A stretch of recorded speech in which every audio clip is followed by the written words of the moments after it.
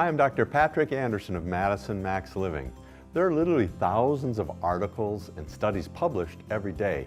Finding the most pertinent and useful natural health information can be a daunting task. It's easy to be overwhelmed with the volume of information and difficult to know what to do next. On Max Living, we'll filter these articles and studies to bring you and your family the best natural healthcare news.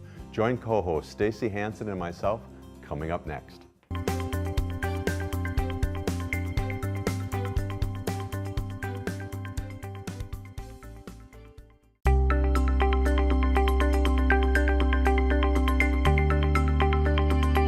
Welcome back to Max Living with Patrick Andersen. And we've got some natural healthcare news for you. Dr. Pat, I'm really excited to start talking about this research that was done at Cleveland Clinic. And gosh, Cleveland Clinic has such a good reputation. They are such a strong institution. This is talking about leading a sedentary lifestyle. So all you couch potatoes out there, you may want to listen to this. This is very surprising, and it's brand new research. What they've found is that being unfit and leading a sedentary lifestyle has actually got a worse prognosis as far as death than being hypertensive, being diabetic, or even being a current smoker. Isn't that amazing? Because there's a lot of couch potatoes out there. Well, we don't realize, especially as we get older, how much motion we don't get. Yeah. And how much body movement stimulates the brain and stimulates all functions of the body. So sitting is the new smoking. It kind of is, only worse, according to this. And this is not a small study. This was 122,000 patients that they studied for this, with a really easy prescription. Exercise. Yeah. Maybe it's just movement, just to get you started. Just movement. Get up and do a few jumping jacks or even partial jumping jacks and get your body moving whenever you've been still too long. Wow, this really, they say that the risk associated with death is 500% higher for people with a sedentary lifestyle. So motion is life is a saying we often use, and it's so true. We've got to move to keep healthy. It doesn't have to be strenuous, but we do have to move. Doesn't have to be a boot camp. Right, exactly. And some boot camps beat people up too much. Yeah. I think. I've got one here on health benefits of vitamin C, this was recently published. We all heard of scurvy if you lack vitamin C, the disease, but also important about vitamin C is most animals make their own vitamin C, but humans, we don't make vitamin C, so we need to take it. And what I like about it is just how much it does for your body and how inexpensive it really is. So what does it do? Well, it's important with collagen, it's important for immune function, it's important for wound healing, it's important for detoxification. Some of those are ringing bells. Aren't there like lozenges you can take for when you have a cold or something? Yeah. On this particular study, it said vitamin C is heat sensitive, and we often kill it off by cooking. Oh. By cooking, so that's something to be careful of. And one of the first symptoms of vitamin C deficiency, it says, is fatigue, which I thought that's interesting. How easy it would be to take a little more vitamin C. Yeah. And of course, we don't like just taking a capsule or a tablet, get it from the natural sources, which I'll go through in a second. Oh, good. And they say worldwide, 1 in 20 people still have a significant vitamin C deficiency. Some things that cause deficiency, smoking, alcohol abuse, limited food variety, malabsorption issues, which is a lot more of these days. So you can be deficient in something even though you're eating it, which is a concept I think is important for everyone. So you're eating it, but your body's not absorbing it, is what you're saying. Exactly. And the symptoms of vitamin C deficiency, besides fatigue, are rough, bumpy skin, easy bruising, slow healing wounds, painful swollen joints, weak bones, bleeding gums, immune deficiencies, poor mood, unexplained weight gain, and inflammation and oxidative stress. So although, one of the big values of vitamin C is how it detoxifies your body and reduces that oxidative stress of the free radicals. Yeah, isn't that considered an antioxidant then? It's a very powerful and unique antioxidant, and it's not expensive, but yet it regenerates itself. It's one of the few antioxidants that can keep on giving. We'll be going to break soon. Do you have a list of some good sources? Yes. Good sources include peppers, kiwi, kale, spinach, broccoli, Brussels sprouts, Strawberries are some of the best things. I wonder if the spinach has to be cooked, or do you think it can be raw? I think it can be raw. Yeah, raw is fine. You might get a little bit more out of it cooked. Okay. Great idea, especially with winter right here facing us. All right, thanks, Dr. Pat. We have more for you right after the break.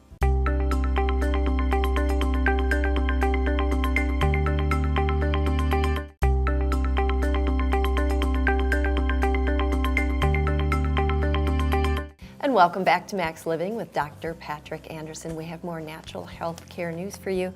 Dr. Pat, I have an article here that talks about taking a walk after a meal. I like doing that. Mm-hmm. I always feel better, and I always thought it was just because I maybe was, it helps you not feel guilty about what you just had. But this actually says that there are benefits, and there's a few listed here. One is that it's very effective at lowering your blood sugar levels. I'm wondering if you could speak to that just a little bit about what that means. Well, in about 70-some minutes after you eat, your blood sugar reaches its highest. And if you're walking, you help maintain that blood sugar so it doesn't get so high by getting your body moving. Obviously, I don't think heavy exercise is the answer. Right away, you can't like go start pumping bench presses or anything. Burpees will give you the herpes. Burpees probably wouldn't work out too well for that meal. But getting some movement afterwards seems to really help balance metabolism. A great way to lose weight. Yeah, Instead of sitting after you eat Right. and not moving at all, it really raises blood sugar. It also says that it aids in digestion, so maybe that's why we feel a little bit better when we do take the walk. And it says, this was interesting, it can improve feeling satisfied after your meal because this walking can speed up the time that it takes to move the food from the stomach into the small intestines, thus helping you feel a little bit better and help with some heartburn or reflux as well. It does say here that they don't recommend vigorous exercise, and that can actually slow down the digestion of your meal. Kind of like why you don't go swimming for an hour after you eat. Yeah, maybe That's a so. little too vigorous. They say you should do this within an hour of eating, and even just a 10-minute walk can help. And other things like lowering blood pressure and depression. That makes sense. You're getting outside and kind of shaking up your day a And little if bit. it's too cold, you can walk around the house. Yeah, Find a little lap you can take around something. I suppose and so. Throwing a get few movement. lunges too. Yeah, throwing a few lunges there. We're always happy with lunges. I've got one here. New evidence suggests that a Mediterranean diet has key benefits to your body and brain and may also shield against aging. It's an Italian study. So it says a diet rich in vitamins, rich in vegetables, protein, and healthy fats is increasingly being recognized as the healthiest for your body and your brain. Known by many different names, plant-based or Mediterranean or real food or whole food, leads to a weight loss, a better weight loss, and a decrease in depressive symptoms even. So when they say anti-aging, they're talking about for your brain. For your brain, for your body, for your joints. Okay. To maintain full function longer. And it amounts to consuming more vegetables, fruits, and protein, and fewer processed carbohydrates. So this research published in the British Journal of Nutrition looked at 12,000 people and found that the more closely they held to a Mediterranean type of diet, and they rated them from 0 to 9, how Mediterranean was their diet, and the higher their rating, the longer they lived. Wow, and that was 12,000 people? Yes. I love it when they have big groups like that. So a direct link between Mediterranean plant-based diet and living longer. In another study, 6,000 people were studied, and they found that their cognitive tests of word lists and counting exercises were much better in the Mediterranean style diets. So not only live longer, but your brain functions better. It did significant better than those that didn't eat a Mediterranean style diet. So brain health has a lot to do with what you're putting in your body. Well, we like to hear that too, because living longer, that's not really what it's all about. If you're going to live longer, you want to be able to enjoy it. Yeah, it says add life to your years, Yeah. not just years to your life. Exactly. And Mediterranean diets caused less neurodegeneration in diseases like Parkinson's and Alzheimer's. And Mediterranean-style diets do a good job of satisfying all your body's needs. The eating plan satiates muscles that crave protein, soothes the digestive system with fiber, and supplies tissues and bones with vitamins. And so just move towards that way of eating, and it's pretty hard to go wrong with a real food diet. Put it in first. If you can't get off of the junk food, just eat the real food first, and then you'll probably start pushing out the junk food more. There you go. We have more tips for you right after this break.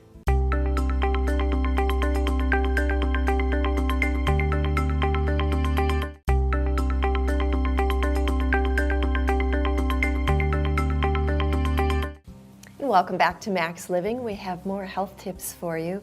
This one is talking about lack of sleep. I feel like we hear more and more about how important sleep is, and I think that's an easy one for people to kind of shove off to the side, and even, I think, bragging rights for I pulled an all-nighter and things like that. So this is an interesting article. It's from a British National Health Organization talking about some of the real effects, other than maybe being a little crabby from not getting enough sleep. This one is perfect, especially for winter, is a weakened immunity system. So we can't fend off the bugs nearly as well if we don't get enough sleep. And a second one, kind of interesting, obesity. According to them at this study, your lack of sleep can affect production of hormones that make you feel full or make you feel hungry. And it kind of goofs them up, it sounds like, and can cause you to not feel full. And so you eat more when you're hungry, and you usually grab sugars. Yeah, and maybe you're not really hungry. It's just these hormones getting a little goofed up, right? Depression and anxiety is the third one that they list here, and other mood disorders. And diabetes is another one they mentioned too. Sleeping fewer than 5 hours a night can have an increased risk on developing type 2 diabetes. And they say that this is due to a change in the way the body processes glucose, and which our body uses for energy. Decreased sex drive is another one. Apparently, both men and women who don't get enough quality sleep have lower libidos. That makes for grumpy people too, doesn't it? And especially men, if they suffer from sleep apnea, can have a lower testosterone level, which can lower libido too. Such an easy remedy, it seems. Just get another hour of sleep, maybe. Heart disease is number 6. There are 7 of these. Heart disease, it looks like, according to this, if it's a long-standing issue. So having a late night here and there, maybe not a big deal, but long-standing sleep deprivation seem to be associated with increased heart rate, increased blood pressure, and higher levels of certain chemicals linked to inflammation. We keep hearing that word inflammation too, about leading to other diseases.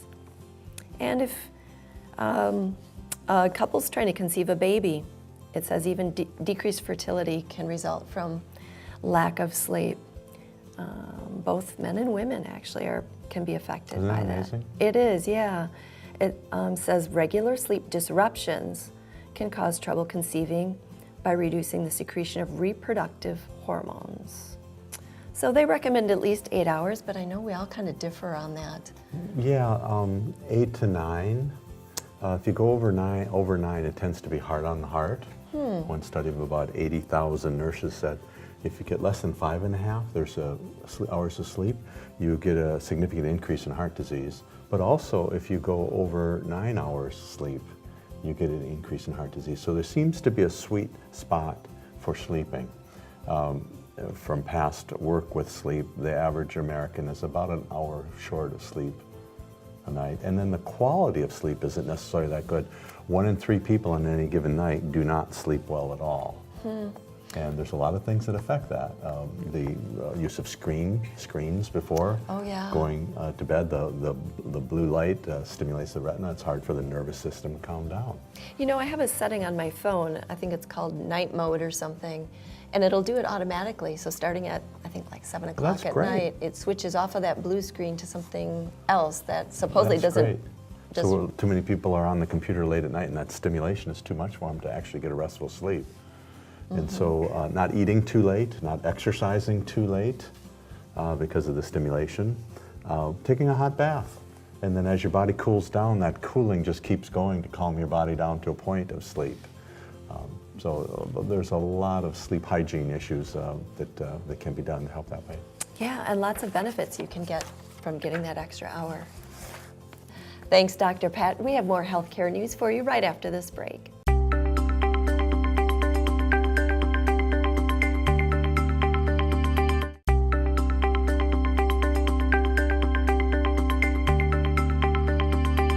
Welcome back to Max Living with Dr. Patrick Andersen. We have more natural health care news for you. What have you got there on your article, Dr. Pat? I've got 9 signs that your body is lacking magnesium. Oh, I wouldn't even know where to begin on that. Isn't that something? Yeah. And yet magnesium is one of those missed deficiencies. In fact, in my nutrition training, from one of my professors, he said there is such a huge magnesium deficiency that there's some talk about adding it to our water supply. Oh, really? Is this a micronutrient? It's a mineral. A mineral, that okay. We need a fair amount. So magnesium, it states, magnesium participates in more than 300 metabolic reactions in the body. So it's an essential mineral for the proper functioning of our body. It works in close association with sodium, potassium, and calcium, with which it must constantly stay in balance. In addition, it plays an important role in protein synthesis, nerve impulse transmission, and muscle contraction. The body contains about 25 grams of magnesium, and 50 to 60% of it's stored in the bones. It's necessary to know that our body does not produce it. It is therefore in the food. We must get it from the food. And if you have a deficiency, there are 9 signs it's going to show up in your body. Some of the foods are nuts, hazelnuts, and almonds are fairly high in magnesium. So not but it's just one of any those things nuts? that's hard to get. It's just hazelnuts and almonds, not other nuts? They're the highest. Oh, the highest, okay. Yeah. So number 1, the urge to eat something sweet may come from a deficiency in minerals in the body, especially magnesium. I'm going to have to keep that one in mind. Yeah. How many people have cravings, and often they're mineral and deficiencies or nutrient deficiencies. So go eat some almonds. Okay. And note that magnesium deficiency in women is often linked to menstruation, and in athletes, intense training forces the body to spend magnesium during the muscular effort. So people who do hard training should look at magnesium. It's not just taking calcium. Number 2, muscle pain and cramps. So if people are getting like night cramps, they may need more water and magnesium. Muscle cramps can be very painful. If you suffer regularly, this may be a sign of low levels of magnesium. Magnesium and vitamin D, E, and B can prevent muscle cramps, the article states. Go to your doctor and check the levels of these nutrients. Number 3, insomnia. Magnesium is known to help people sleep better. It's required for what's called brain relaxation, and you fall asleep more quickly and relax better when you have sufficient magnesium. This is just falling right back into natural healthcare news. I love the idea of just upping your magnesium and not having to take like a sleeping pill or something like that. Those things are really hard on the nervous system in the body. Yeah. Taking those, and they're so habit forming, and they really disrupt the quality of your life when you're taking those. A lack of magnesium can also increase the risk of developing bone problems, increasing risk of fracture. The fact that a deficiency of magnesium can reduce the level of calcium in the blood that is essential for maintaining good bone health. So they have to work in synergy. Again, yeah, we tend to lean on thinking about calcium and getting our yogurt and our milk and things like that. If you have a deficiency in magnesium, you're likely to suffer from gastric reflux and heartburn, because this mineral helps neutralize stomach acid and prevents it from going up the esophagus. Is there a way you can get tested? How do you know if you're low? You can get your blood levels tested. But you may not completely show. So I think these symptoms are a good way too, because the body may maintain the levels, but could draw it from the bone. Okay. And you don't want to use your reservoirs of that. So I'm not sure the blood testing would be all that accurate for you, because the body may prioritize that and raise your blood level of magnesium. Stress and anxiety. Magnesium is essential for the proper functioning of the nervous system. When there's a deficiency of magnesium, a person feels unexplained stress and anxiety. So again, a very calming effect for the brain and the body in taking magnesium. At the office we have a liquid magnesium you can take or a tablet form. Constipation is another factor. Intestines don't work properly, result in constipation. Tired, another thing. At the cellular level, you're more tired from lack of magnesium. And migraines have even been tracked to a lack of magnesium. So all those things need to work in balance. Worth checking into. Thank you, Dr. Pat. And we'll be right back with more for you right after this.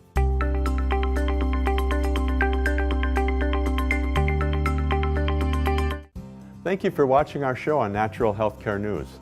After listening, I hope you are left with a sense of how amazing the human body is. By putting the latest studies to work in your lifestyle, you can absolutely drive better health. One of the best things you can do to drive better health for you and your family is to make sure you have a sound structure and nervous system. This means that a chiropractic checkup is essential for optimal health. Call 608-833-1282 for a checkup appointment today. For Max Living, I'm Dr. Patrick Andersen. Until next time, live well and God bless. Have your questions for Dr. Pat answered on an episode of Maximize Living. Send your email to drpat@wi57.tv.